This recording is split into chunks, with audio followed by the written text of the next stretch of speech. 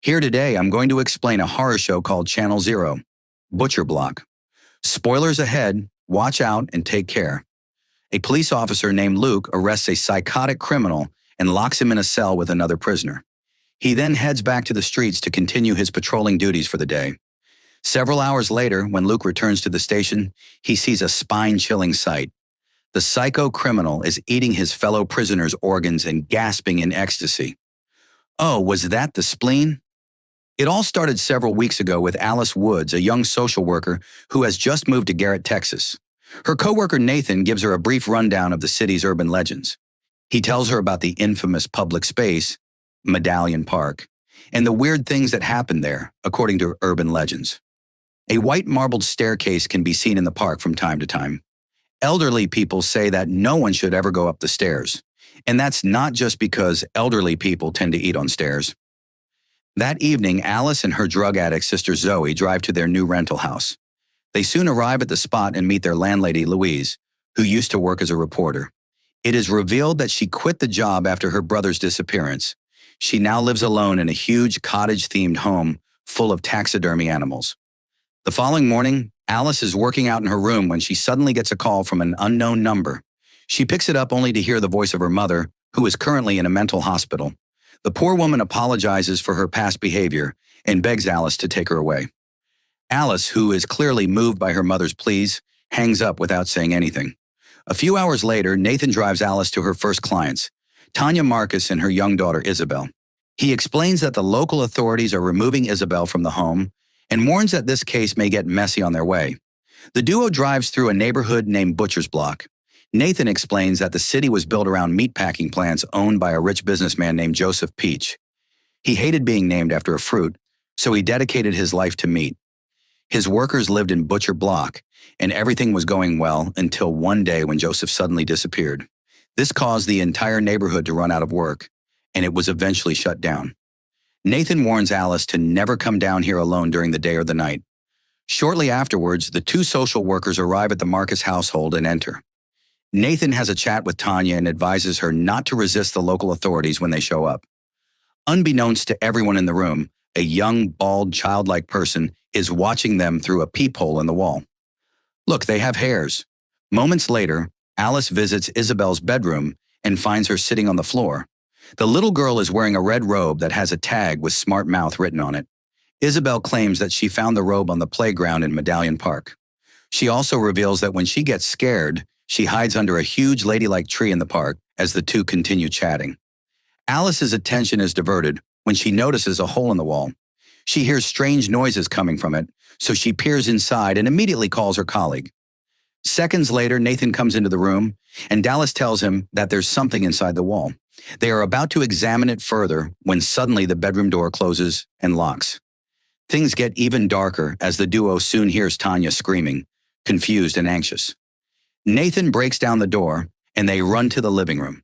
They look all over the place, but there's no sign of the mother or the daughter. Following this weird encounter, the two social workers call the police. Luke Vanek, the lead officer from the local station, soon arrives at the house with his partner. He figures that Tanya left with her daughter before the authorities could take the girl. It is obvious that the officers don't see anything malicious in this case. That night, an increasingly anxious Alice figures that Isabel might still be hiding in her house. She tells Zoe about the case, and the two quickly drive to the Marcus household. As soon as they arrive, the sisters are welcomed by a mentally challenged local woman named Diane. Her hands are bloody, and she is holding a pair of scissors. Diane lunges forward without any warning and tries to jam scissors into Zoe's eye. But Alice pulls her off, and the siblings quickly run into the Marcus family home to hide. After searching the house thoroughly, Alice decides to go to the local park to check out the ladylike tree. Zoe, meanwhile, sits on the porch, and she passes the time by lighting a cigarette. However, shortly afterwards, she sees a child in a red robe running along the street. Zoe, remembering her sister's description of the little girl, assumes that the figure is Isabel. She starts to chase it, logically, but the child rushes towards Medallion Park. On the other hand, Alice has already reached the park, where she sees the ladylike tree. It is huge, and a creepy, crying face of a woman is drawn on its bark. There is also an old wooden shack nearby with children's toys and a hatchet inside. Alice is looking around the shack when suddenly a man steps out of the shadows. He introduces himself as Joseph and says his family used to own the park. Before Alice can ask any questions, the old man bids farewell and quietly walks away. On the other hand, Zoe follows the childlike figure into Medallion Park. She continues to run after it until they reach a long, white marble staircase. This is when the figure turns around, and we see that it is eating some animal. It is named Smart Mouth and has a swollen, baby-like face, which takes Zoe by surprise. Creeped out, she crawls backwards, and the Smart Mouth advances on her. However, he stops seconds later when a twisted figure known as Pestilent God Smartmouth appears at the top of the stairs, then walks up the stairs and enters the door along with Pestilent God. A scared Zoe closes her eyes for a moment, but when she opens them again, the stairs are gone. The next morning, Zoe returns to the Marcus house and finds Alice waiting for her. The sisters hug each other and immediately go back to their rental home. There, Zoe vaguely tells her sister about what she saw in the park, but doesn't know if it's inside or outside of her head. Zoe then packs her things and declares that she is going to leave this godforsaken town forever. Alice desperately tries to stop her, but Zoe storms out with her suitcase. Moments later, Alice goes to Louise's study and apologizes for being loud. She explains to the landlady that her sister just left the house, but says that Zoe will be back soon. Trying to keep the conversation going, Alice inquires about the series of newspaper clippings pinned to a nearby notice board. Louise explains that these are reports about the various people who have gone missing from the town in recent years. In fact, the landlady suspects that one family is abducting all these people. She explains that the Peach family were reported to be missing in 1952, but Louise thinks some of them are still hanging around killing innocent people. Suddenly, Alice's eyes fall on an old newspaper clipping, where she sees the photo of Joseph Peach. To her utter horror, she realizes that this is the same man that she talked to last night elsewhere. Joseph approaches Zoe at a bus stop and introduces himself. It is evident that he has something shady in his mind. The next morning, Alice tells her landlady that Zoe saw something terrifying in Medallion Park, but wouldn't say what. The two then head to the spot and soon arrive at a playground in the middle of the establishment. There, Alice sees a red-robed, childlike figure running off at a distance. She thinks it might be Isabel and chases after it, leaving her landlady all alone. Shortly afterwards, Alice sees the child walking up to a man who is wearing a 1950s-style suit. She cautiously follows them, only to see a mind-bending sight: a long marble staircase freely standing in the middle of the park. The child and the man then walk up the stairs before entering a door at the end. Confused and shocked, Alice approaches the staircase, but a high-pitched buzzing noise knocks her out. Sometime later, Louise wakes Alice up, and the duo returns home. To their utter surprise, they find Zoe standing in the conservatory, wearing a distinctly 1950s dress. She claims that Alice doesn't have to worry anymore, as she has been cured. Meanwhile, near a local junkyard, Luke and his partner are on duty when suddenly Diane lands on the hood of their car. The poor woman is being harassed by a psychotic man who is wearing a 1950s-style suit. He's saying things like, "See and get a load of this one, sweetheart." Luke quickly shoves him to the ground, but the man continues to chuckle creepily. He reveals that his name is Robert Peach and that he plans to make a special project out of Luke. Nonetheless, the police officer takes Robert to the station and throws him in a cell along with another prisoner. Luke then heads out to track the lady who was being harassed earlier. He unfortunately doesn't find her and has to return back empty-handed. In a shocking turn of events, Luke arrives at the station to a sight straight from a nightmare. He sees Robert completely naked, feasting on his fellow prisoners live with great pleasure. Oh, it's better than The Great Gatsby. Sometime later, a team of other officers and medics cleans up. Luke's father, who turns out to be the police chief, also arrives and informs him that they're going to send Robert for a mental evaluation. However, that night, while Luke is returning back home after duty, he sees something shady. Two of the chief's closest officers escort Robert out to a civilian car. He follows them to Medallion Park, where the officers remove Robert's handcuffs, let him out, and drive away. Robert walks into the park like nothing happened, and a curious Luke follows him in. He soon reaches the playground and sees Robert walk up a long marble staircase along with another old man elsewhere in their house. Louis and Alice are having a conversation when they hear something break in the hallway. They quickly head to the spot only to find an envelope on the table. Alice opens it, and we see that it is an invitation from the Peach family. She has been invited for dinner and drinks at the playground. At midnight, Louis and Alice arrive at the given spot and find a dining table set up. Joseph is seated there, and invites the women to join him and the others. There are several meat dishes laid out, and a house suddenly appears around them almost immediately.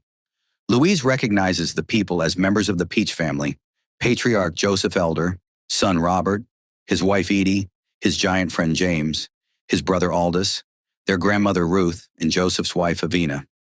Unfazed by all of this, Alice asks what happened to Zoe, but Joseph simply smiles at her, and then all of a sudden a gust of wind blows out the candles, and the family disappears, apparently paralyzed. Alice now finds herself sitting alone at the table with Joseph. He assures her that there will be no pain and minimal blood. He then takes out a drilling device and cuts into Alice's skull. Blood drips down onto her face as Joseph gives her a mirror and asks her to take a look, to her utter horror. Alice notices that a plate of her skull is missing, and she can peep into her own brain. Joseph, meanwhile, calmly probes into her brain and finds out about a creepy mini-human named Mr. Schizophrenia. He warns her that if this wakes up, Alice will be mentally disturbed, just like her mother and sister. Nonetheless, Joseph invites Alice to come up the stairs and meet the family. He says that she and her sister remind him of his daughters before they vanished into thin air. Just then, the paralysis ends, and Alice discovers that her skull is intact. She's seated at the table in the middle of the playground, and everyone but Louise is gone. In front of her is maggot-infested meat of severed body parts, one of which is Tanya's severed hand. In the aftermath, both the women run away from the table and puke their guts out. When they turn back to the table, the human flesh and even the house have vanished without any trace. At home, Zoe is in the bathtub when Joseph suddenly appears there, sitting on the edge of the tub. He assures Zoe that he would never hurt her, and she'll feel better if she eats something, as Alice and Louise leave the park. They come across Luke, who has been investigating the area. He openly admits that he saw a criminal walk up a long marble staircase last night. However, Alice, who is already too disturbed, pays no interest in this conversation and walks on. When the women arrive at the house, they find Alice's co-worker Nathan waiting for them. He says that she has missed work, but she ignores him and goes inside.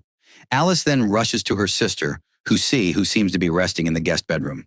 Despite the hot weather, Zoe has the sheets and a blanket pulled up, which raises suspicion in Alice's mind. She yanks them down and discovers that Zoe's leg is profusely bleeding. The scene abruptly shifts to some time later, and we see that Zoe has been taken to a local hospital. Alice is by her bedside while Nathan and the landlady are waiting at the room's door. Just then, Louise gets a call from Luke, who wants to meet her immediately. It turns out he, too, is visiting the hospital on some official work and is currently in the canteen. Thus, Louise and Nathan head downstairs to meet the police officer. Shortly afterwards, the duo meets Luke in the hospital cafeteria, and he begins to open up. He explains that his father's men set a killer free in Medallion Park last night. The criminal later walked up a staircase and vanished behind a door alongside an old man just as they were having a discussion. Robert arrives right outside the cafeteria. He sees them but casually dances away like nothing weird is happening. Luke is stunned by the sight, so he draws his gun and immediately goes after the psychotic criminal upstairs.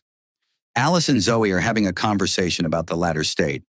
She refuses to say what caused the massive wound in her leg, but through a flashback, we see that Zoe had cut into her thighs, picked a chunk of her own flesh, and hesitantly eaten it elsewhere. Luke, Louise, and Nathan are looking through the hospital for Robert, but they end up walking right into a trap set up by the criminal. Robert manages to separate Nathan from the rest of the group before swiftly slitting his throat. An incensed Luke then points his gun at the criminal and orders him down on the floor. Surprisingly, Robert complies and laughs like a maniac as he is handcuffed. See, on the other hand, Alice is also beginning to see all kinds of visions. She rushes out to the hospital's pharmacy and tries to look for benzodiazepine, a drug that has relaxing features. She soon returns only to discover that her sister is gone. Instead, there is a note from Joseph on the bed that says Zoe has come upstairs and also urges Alice to join her sister. In the meantime, Luke drives to the police station with Robert in the back seat. The criminal whistles and stays calm as if he just didn't murder yet another human being. This pushes Luke over the edge, and he decides to take a radical step. He whips out the gun and shoots Robert several times in the chest. On the other hand, Alice has reached the playground in search of her sister.